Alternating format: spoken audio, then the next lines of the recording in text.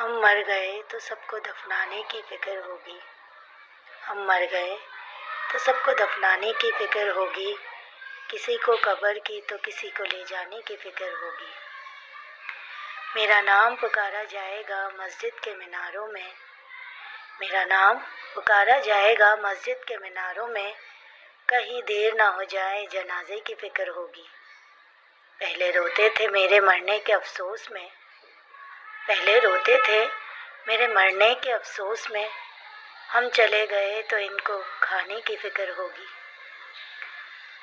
جو ہی شام ہوگی پریشانی بڑھ جائے گی. جو ہی شام ہوگی پریشانی بڑھ جائے گی. کتنے مہمان آئیں گے سلانے کی فکر ہوگی. پھیکے چاول بنائیں گے سب گوشت بنائیں گے. پھیکے چاول بنائیں گے سب گوشت بنائیں گے. سب کو برادری میں عزت بنانے کی فکر ہوگی. ہم مر گئے تو سب کو دفنانے کی فکر ہوگی.